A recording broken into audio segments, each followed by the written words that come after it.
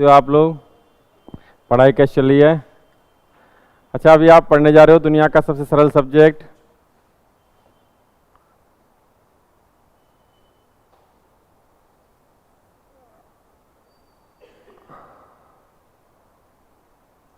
राजस्थान की कला संस्कृति।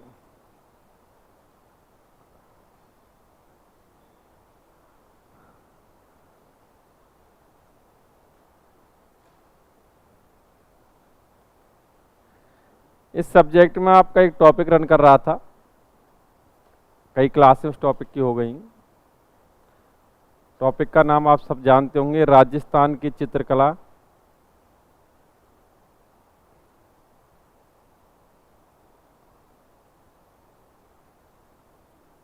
बड़ा सरल टॉपिक, रोचक, और कहीं ना कहीं जो चीज़ें आपको पढ़ाई गई हैं वो सब याद भी हैं आज की डेट में। हाँ जी, चित्रकला। इस टॉपिक के अंतर्गत आपको विभिन्न स्कूल्स के अकॉर्डिंग जो डिवीज़न किया गया था चित्र शैलियों का, उनको आपको पढ़ाया जा रहा था, जिसमें आपने मेवाड़ स्कूल के अंतर्गत आने वाली चित्र शैलियों का यहाँ अध्ययन किया। मारवाड़ स्कूल के अंतर्गत आने वाली चित्र शैलियों का आप अध्ययन विगत समय में क्लासों में कर ही रहे थे। उसी को आगे बढ़ाते हैं हम। मैंने विगत क्लास में ही आपकी में जोधपुर चित्र शैली का अध्यापन कराया, बीकानेर चित्र शैली का अध्यापन कराया। आप बेहतर तरीके से बता सकते हैं कि बीकानेर चित्र शैली की विशेषताओं के अंतर्गत क्या पढ़ा जाता है? मथेड़ा कला और उस्ता कला, एक ऐसी चित्र शैली जिस पर जो चित्रकार होते थे अपना नाम व तिथि अंकित करते थे। ठीक भाई। इसके अलावा नेक्स्ट मैंने पढ़ाई किशनगढ़ चित्र शैली, जिसको बनी ठड़ी शैली के नाम से भी जाना गया। किशनगढ़ चित्र शैली का सबसे उत्कृष्ट चित्रण माना जाता है वो है बनी ठड़ी का चित्र, जिसका स्वरूप किसकी भांति माना जाता है? राधा की भांति। ऑनलाइन स्टूडेंट को भी नमस्कार भाई। नेक्स्ट मैंने ये भी बताया था कि बनी ठड़ी को भारत की मोनालिसा नाम दिया गया। ये किसके द्वारा दिया गया? एरिक डिक्सन के द्वारा। एरिक डिक्सन और फियाज अली को ही इस चित्रशैली को प्रकाश में लाने का श्रेय जाता है। ठीक भाई।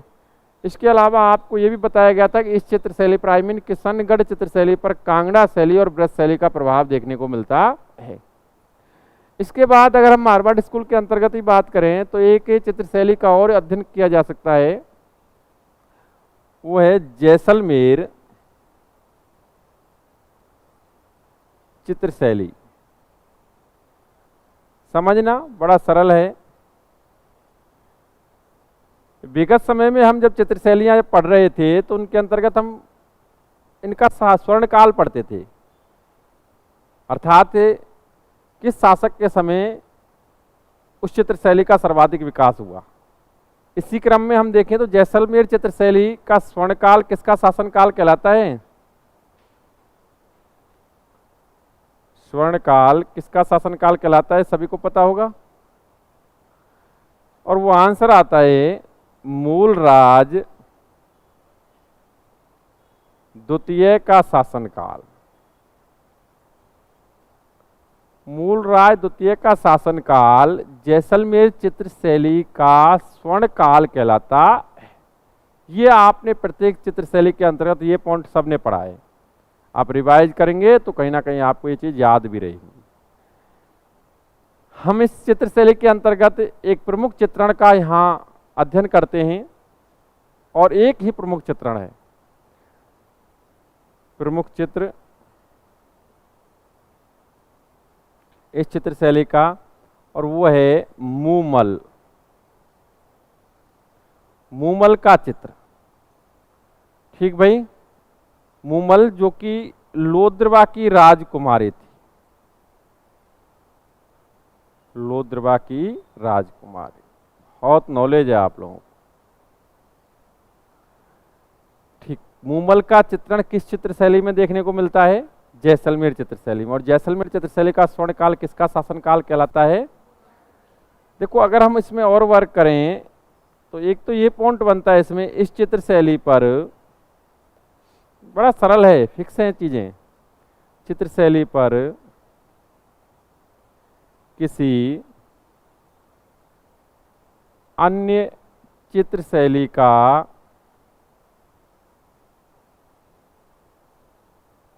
प्रभाव नहीं पड़ा। अन्य चित्रशैली का प्रभाव नहीं पड़ा। हम कई चित्रशैलियों में देख सकते हैं, जैसे किशनगढ़ में ही आपने देखा कि किशनगढ़ चित्रशैली पर प्रभाव पड़ा कांगड़ा शैली का, ब्रज शैली का। नाथद्वारा शैली पर ब्रज शैली का प्रभाव देखने को मिलता है। आमेर जयपुर चित्रशैली पर मुगलों का प्रभाव देखने को मिलता है। अलवर शैली पर अंग्रेजों का प्रभाव देखने को मिलता है कई सारे, लेकिन इस चित्रशैली पर किसी का प्रभाव नहीं पड़ा।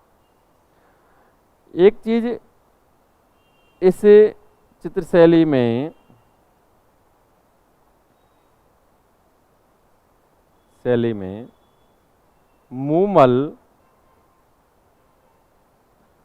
मूमल आप जानते ही हो, लोद्रबा की राजकुमारी और महेंद्रा, ये कहाँ का राजकुमार था? अमरकोट का।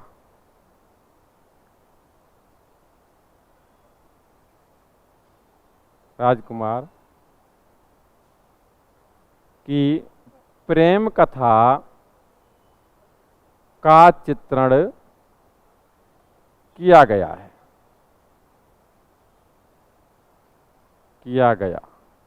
एक्चुअली अगर हम देखें तो मूमल एक अति सुंदर राज, तुमने सुनी होगी कहानी, तो पता होगा तुम्हें। मूमल सुनिए, सुन तो रखिए, तो इसमें सुनने हैं सर नहीं, ऐसे कहानियां आपके एग्जाम में आती नहीं है और समझ ना आए, समझने को भी इसमें कुछ नहीं है, क्योंकि आपको अगर क्वेश्चन आता है नॉर्मल वे में तो यह आएगा कि मूमल का चित्रण किस चित्रशैली में देखने को मिलता है, या जैसलमेर चित्रशैली का प्रमुख चित्रण क्या माना जाता है? मूमल। ठीक, बाकी अच्छा देखिए,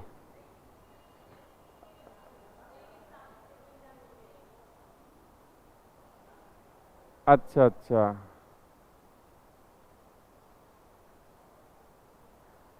जैसे इसका मैं वैसे स्टोरियों पे वर्क इतना कर नहीं पाता हूँ जितना मोहम्मद नेडसी ने किया लेकिन अगर नॉर्मली वे में अगर ध्यान से सुने मैं बता देता हूँ।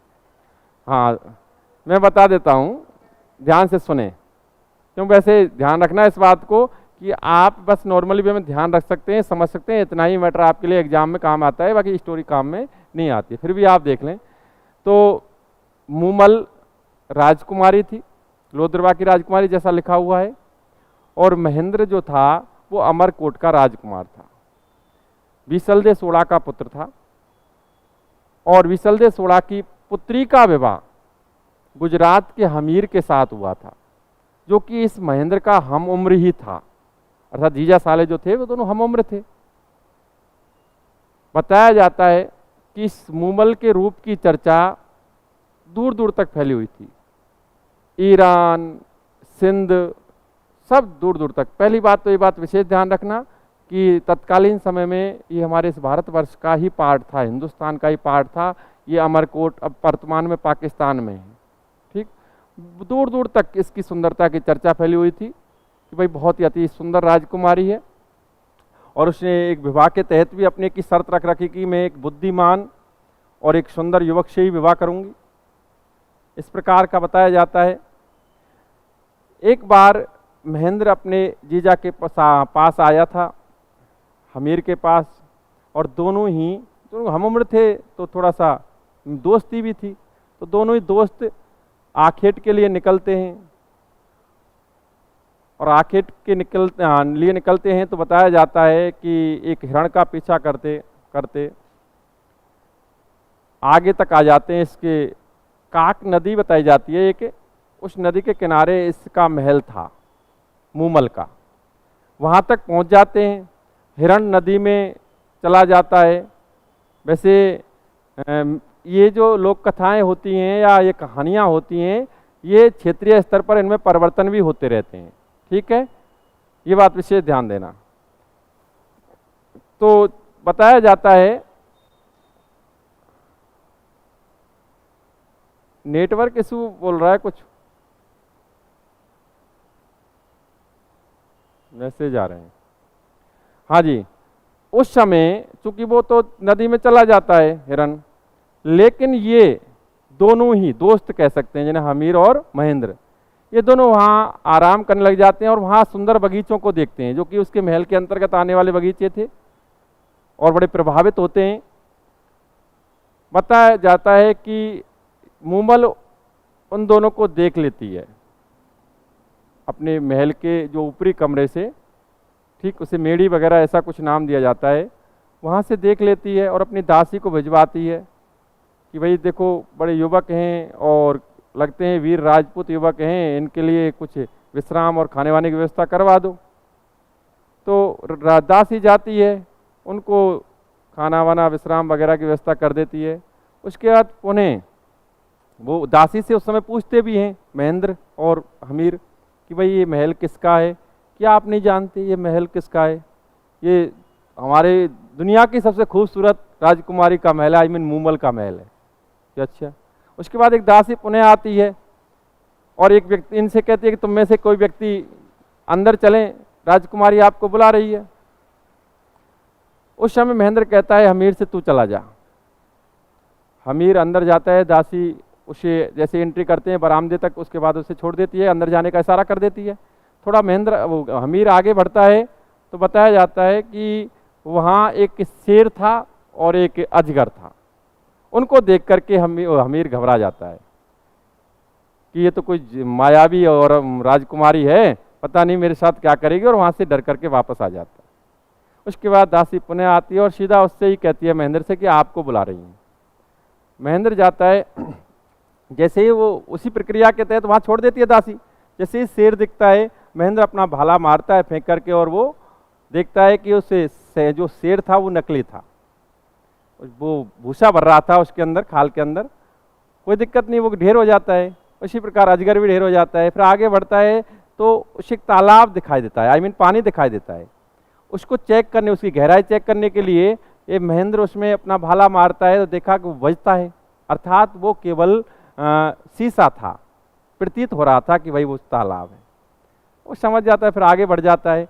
तो इससे क्लियर हो गया कि महेंद्र बुद्धिमान था, उसने स्थिति को जाना, योग्य भी था, बहादुर भी था।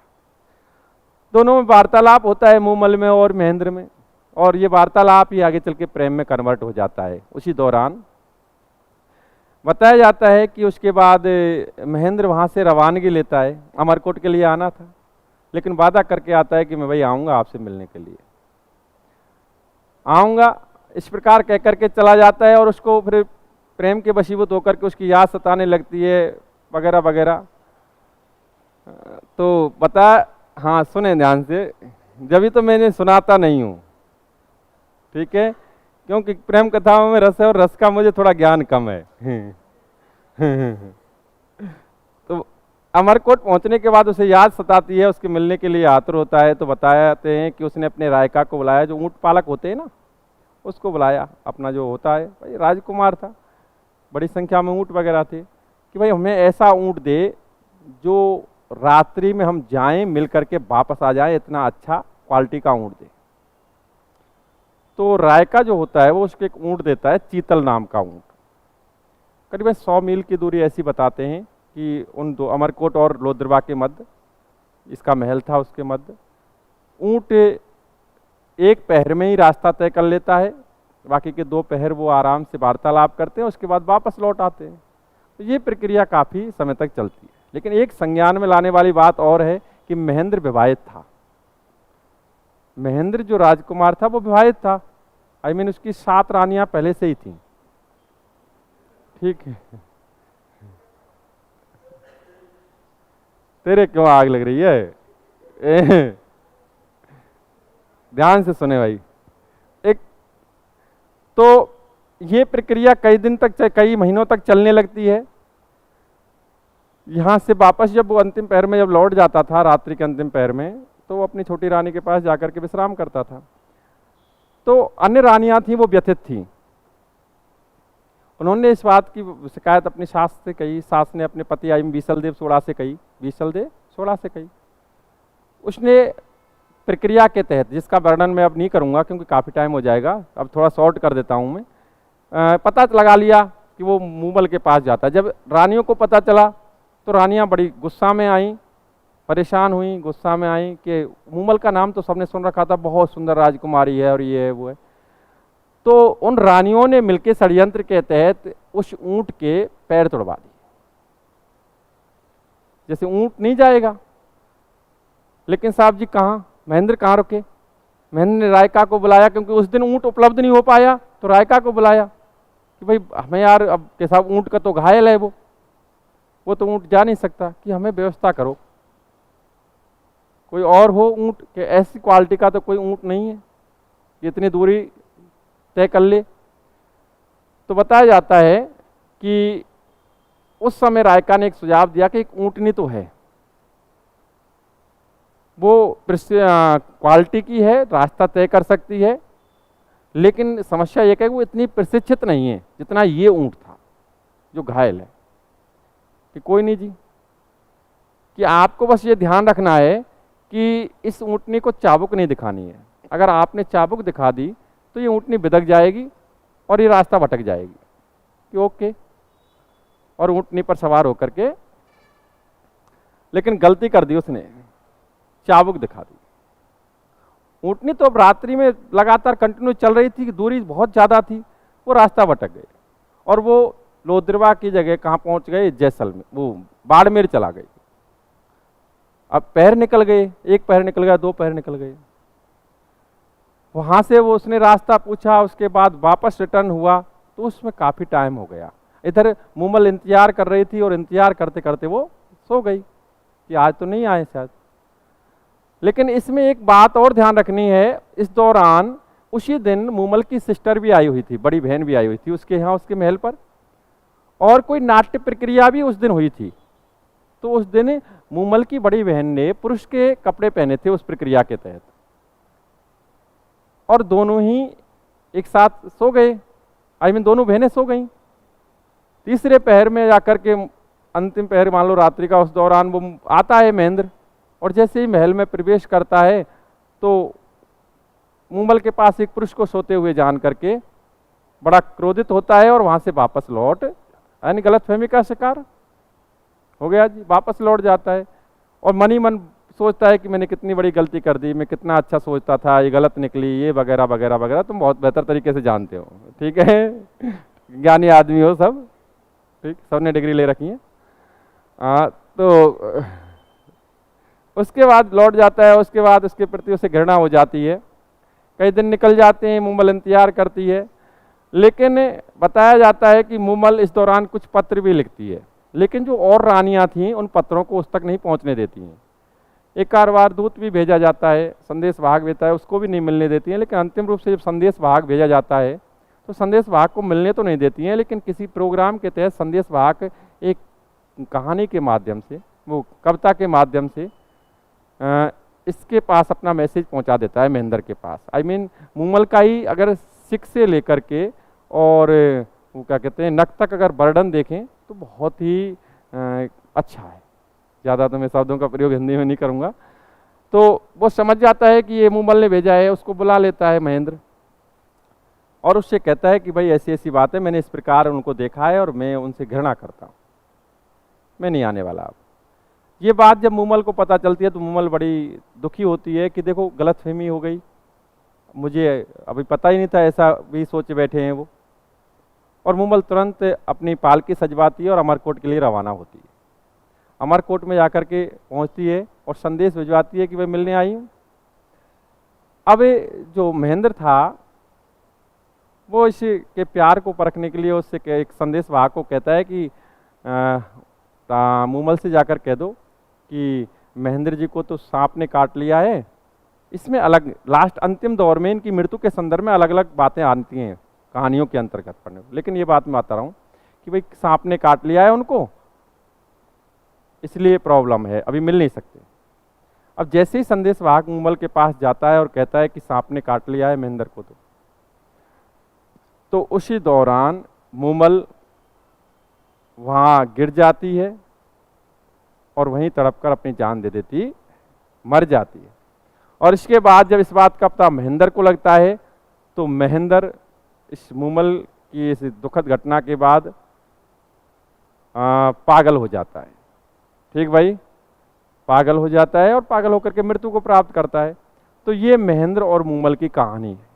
एक्चुअली आपको ये बात ध्यान रखनी है कि मूमल का जो चित्रण है वो किस चित्र शैली में हुआ है।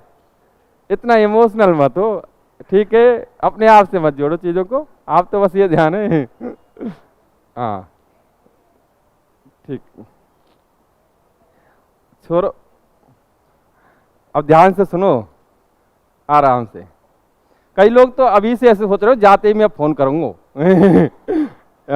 इतने ज्यादा व्यतीत रह गए होंगे, कोई बात ना है। और कई लोग तो अभी तक क्लास में 150 बच्चे को पीछे पीछे वो तो मैसेज करने लग गया। ठीक है, मोबाइल ने छोड़ो। देखो नेक्स्ट आप पढ़ने जा रहे हो जयपुर चित्र शैली।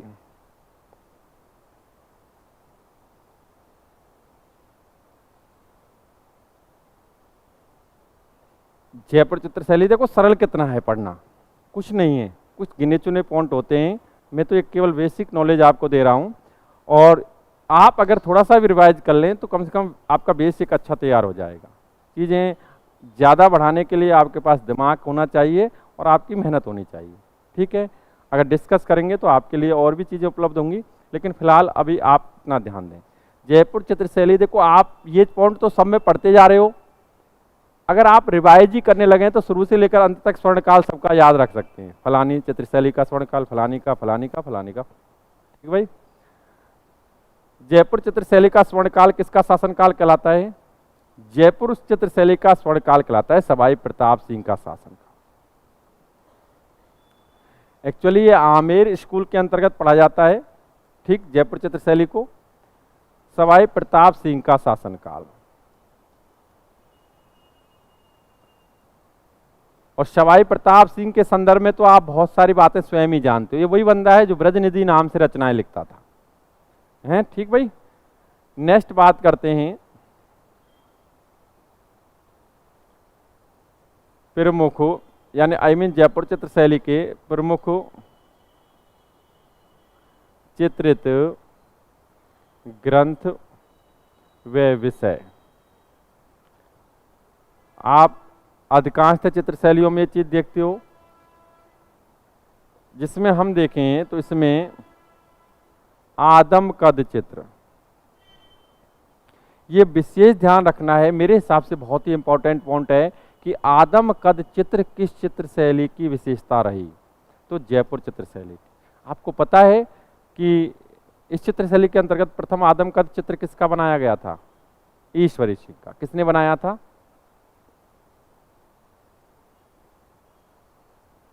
साहिब राम ने।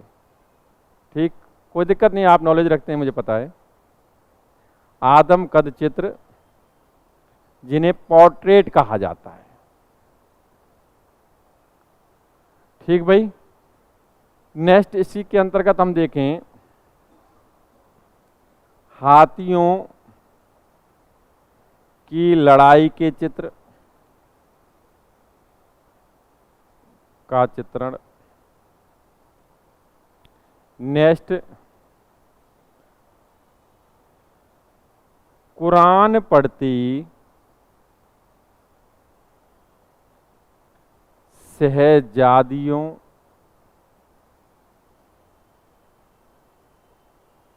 का चित्रण। अब आप ये तो सब छोड़ो, जानते ही हो कि इस चित्र शैली पर मुगलों का प्रभाव देखने को मिलता है, और ये भी आप बेहतर तरीके से जानते हो कि राजस्थान में सर्वप्रथम किस राजपूत शासक ने मुगलों की अधीनता स्वीकार की और वैवाहिक संबंध स्थापित किए? तो आप जानते हो भारमल। कहाँ का राजा था? आमेर का। तो ये तो आप सब जानते हो कि भाई आमेर के शासकों ने अपनी पुत्रियां मुगलों को बिहाई, जिसमें आप देखते हैं चाहे वो भारमल के द्वारा विवाहित किया जाना, चाहे भगवान दास के द्वारा, सब जानते हो छोड़ो।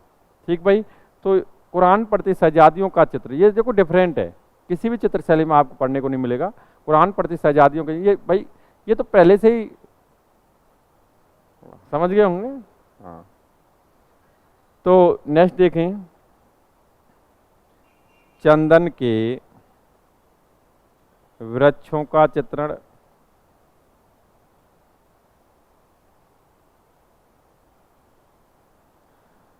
रामायण, महाभारत,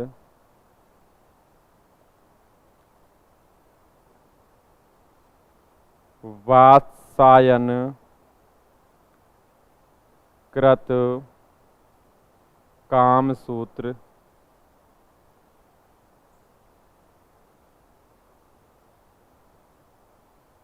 और जयदेव कृत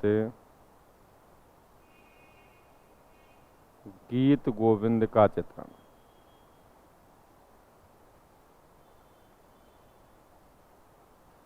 चित्र इस चित्र शैली में देखने को मिलते हैं। ठीक भाई, आदि। अब देखो कितना सरल है इन चीज़ों को याद रखना, भाई सब जानते हैं। देखो चीज़ें थोड़ा आप इमेज बनाया करो, थोड़ी स्क्रिप्ट से तैयार किया करो। अब इसमें आपको पता है, देखो कुरान पढ़ती शहजादियों के चित्र किस चित्र शैली में मिलते हैं, आदम का चित्र किस चित्र शैली के अंतर्गत, और आदम का चित्र तो आप पहले भी पढ़ चुके हो इस बात को तो, और सब जानते भी हैं। हाथियों की लड़ाई का चित्रण, चंदन के वृक्षों का चित्रण, रामायण महाभारत। रामायण महाभारत के चित्रण तो और भी कई चित्र शैलियों में भी पढ़ने को मिलते हैं। वात्सायन कृत कामसूत्र का चित्रण इस चित्र शैली में हुआ है, और जयदेव कृत गीत गोविंद, गीत गोविंद का चित्रण आप देखें मेवाड़ में भी हुआ है। ठीक भाई, नेक्स्ट देखें, प्रमुख चित्रकार, इस चित्र शैली के प्रमुख चित्रकार। ये तो कॉमन पॉइंट चल रहे हैं सभी चित्र शैलियों के अंतर्गत, आप ये चीज तो पढ़ ही रहे हो। इसमें नाम आता है एक मोहम्मद शाह, शालिग्राम, साहिब राम। ये बंदा था, इसने ईश्वरी सिंह का बनाया, आदम का। Next Gopal Das, next Lalchand. ठीक भाई, अगर विशेषताएं देखें हम इस चित्र शैली की, जिसमें आप सब जानते हैं पशु पक्षी के रूप में किसका चित्रण देखने को मिलता है, घोड़ा और मोर। मोर का चित्रण कई चित्र शैलियों में मिलता है देखने को। रंग तो हरा। ठीक, चीजों को सिस्टम से जोड़ दो, हकीकत में याद रहते हैं।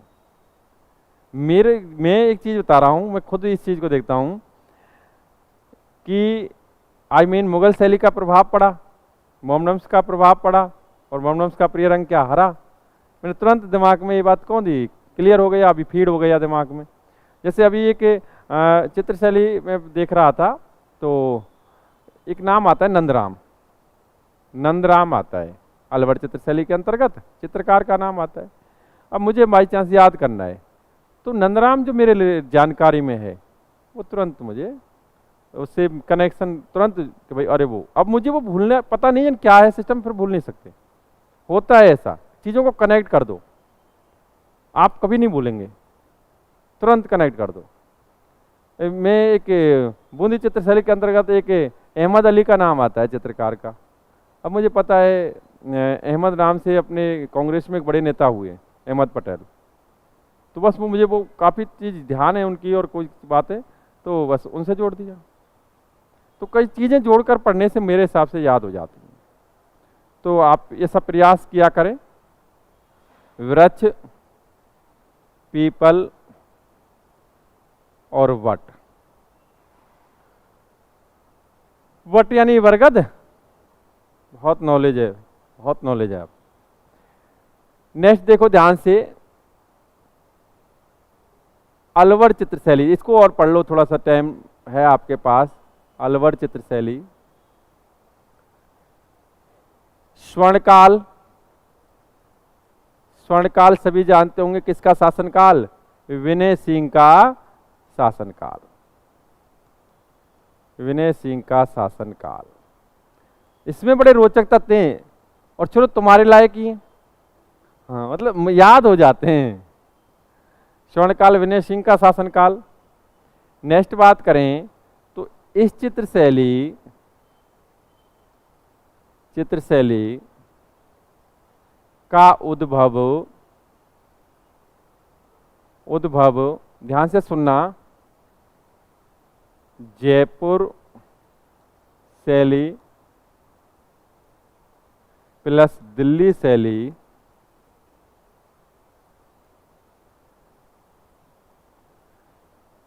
के मिश्रण से हुआ।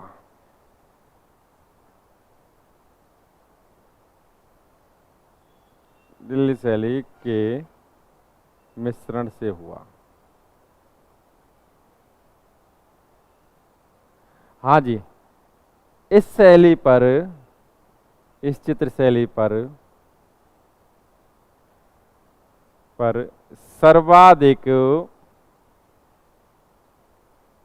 सर्वाधिक अंग्रेजों का प्रभाव पड़ा। अब अंग्रेजों का प्रभाव पड़ा तो अपने आप समझ जाएंगे क्या मटेरियल आना है। ठीक भाई, अगर हम इसके प्रमुख चित्रण देखें तो इसमें आता है जी, ध्यान से सुनना, प्रमुख चित्रण के अंतर्गत या प्रमुख चित्रण अंदर गड़काओं अर्थात गड़का जानते होंगे, वैश्या, गड़काओं के चित्र। ठीक भाई, ध्यान से सुने, पान खाती